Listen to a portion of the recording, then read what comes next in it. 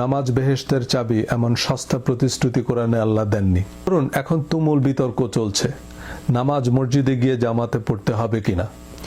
এই সময়ের কথা বাদ দিলাম, স্বাভাবিক অবস্থাতে 5 ওয়াক্ত নামাজের জন্য মসজিদ নির্মাণ এবং মসজিদদের নির্দিষ্ট সময়ে জামাতে নামাজ আদায়ের নির্দেশ কোরআনের কোন আয়াতে দেওয়া হয়েছে?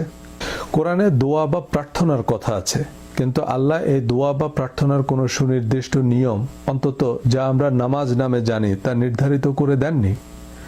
নামাজের সাথে বেহেশত দোজখের কোনো সম্পর্ক খুঁজে পাওয়াও কঠিন।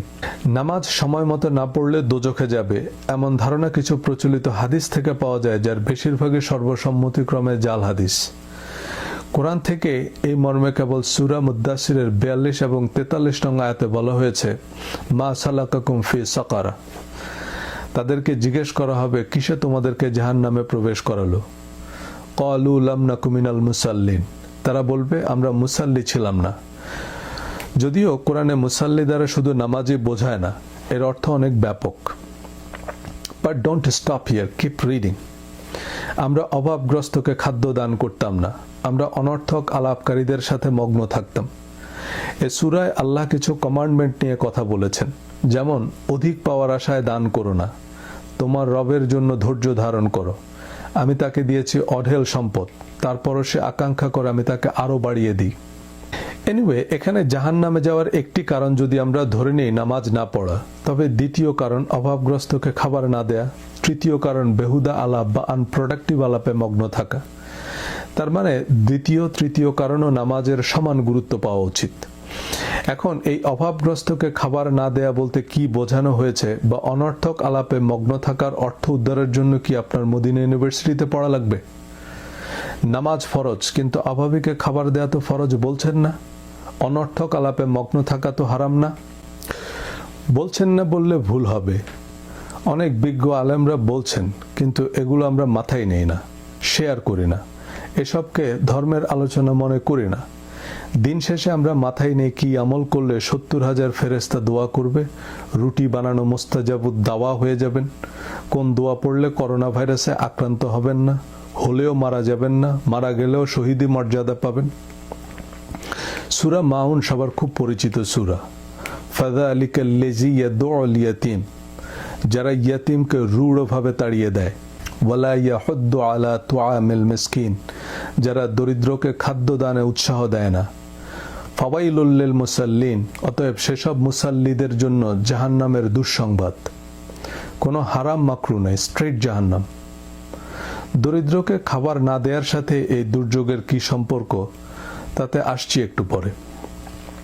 হিজাব, নেকাব বা দাড়ি টুপিকে আমরা ইসলাম ধর্মের প্রধান অঙ্গ মনে করি, কিন্তু এর সাথে কোরআনের কোনো সম্পর্ক নেই। এর উল্লেখযোগ্য কোনো সামাজিক প্রভাবও নাই। আমার দাড়ি টুপি পাঞ্জাবিতে সমাজে কার কি যায় আসে? আমি শেভ না করলেই অনেক লম্বা দাড়ি হবে, কিন্তু দাড়ির সাথে আমার ভালো মানুষ হওয়ার কি সম্পর্ক? আবু জেহেলেরও দাড়ি ছিল, আবু লাহাবও খেজুর খাইত। Come on, apply your common sense. কোরআনে যতগুলো আয়াতে বেহেশতের প্রতিশ্রুতি দেয়া হয়েছে, প্রতিটা আয়াতে সৎকর্মের শর্ত দেওয়া হয়েছে, এবং সূরা বাকারা 177 নং আয়াতে সৎকর্মের তালিকা দেওয়া হয়েছে। জান্নাতের প্রকৃত চাবি নামে আরেকটি ভিডিওতে সবিস্তারে বলেছি।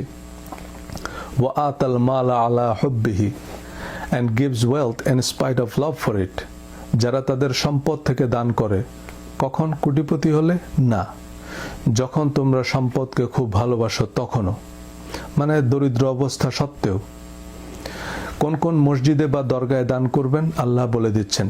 জাবিল কুরবা ওয়াল ইয়াতীমা ওয়াল মাসাকিনা, আত্মীয় স্বজন, এতিম, অভাবগ্রস্ত। এই আত্মীয় স্বজন হচ্ছে সবচেয়ে বড় মসজিদ, এতিম হচ্ছে সবচেয়ে বড় পীর। অভাবী মানুষদের হাতেই আপনার বেহেশতের চাবি। আর কোথায় দান করবেন? ওয়া ইবনা সাবিল ওয়া সাইলিনা ফির রিকাব, the traveller, those who ask for help and for freeing slaves. মুসাফির, যারা সাহায্য চায় এবং দাস মুক্তির জন্য।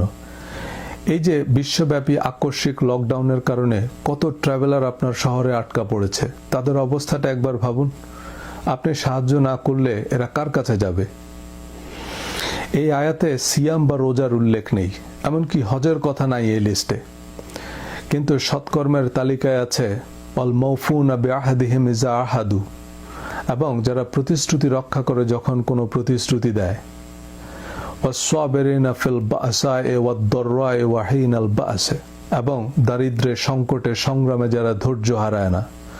অর্থাৎ জীবনের কঠিন অবস্থায় মানুষ ধৈর্য হারিয়ে চুরি, প্রতারণা, মিথ্যা, আমানতের খেয়ানত, এমন অন্যায় ঝুঁকে পড়ে। তাই এসব কঠিন পরিস্থিতিতে যিনি ধৈর্য ধারণ করতে পারবেন তিনি প্রথম শ্রেণীতে উত্তীর্ণ। এবং এমন অনন্য মানুষদের জন্যই আল্লাহ জান্নাতের প্রতিশ্রুতি দিয়েছেন। ওয়া উলাইকাল্লাযীনা সাদাকু ওয়া উলাইকা হুমুল মুত্তাকুন, এরাই হচ্ছে সৎ এবং এরাই রাইটিয়াস বা মুত্তাকি। সূরা বাকারা আয়াত 274। যারা তাদের সম্পদ ব্যয় করে রাতে এবং দিনে, প্রকাশ্যে এবং গোপনে, তারা তাদের প্রভুর কাছ থেকে পুরস্কৃত হবে, অর্থাৎ তারা জান্নাতি। দেখুন, 5 ওয়াক্ত শুধু নয়, রাত জেগে তাহাজ্জুদের নামাজ পড়াও সহজ, কিন্তু অসচ্ছল অবস্থায় দান করা, সে দানের প্রচার বা খোটা না দেয়া, সর্বাবস্থায় প্রতিশ্রুতি রক্ষা করা, বিশেষ পরিস্থিতিতে রাগ দমন করা, সব মানুষকে নিঃশর্ত ক্ষমা করা, সংকটে সংগ্রামে ধৈর্য ধারণ করা এভারেস্ট জয় করার চেয়েও কঠিন। আর এই অগ্নি পরীক্ষায় উত্তীর্ণদেরই কোরআন জান্নাতের সুসংবাদ দিয়েছে। 5 বার অজুর পর শাহাদা পাঠ করলেই জান্নাতের 8টি দরজা খুলে দেয়া হবে, বা নামাজ বেহেশতের চাবি, এমন সস্তা প্রতিশ্রুতি কোরআনে আল্লাহ দেননি।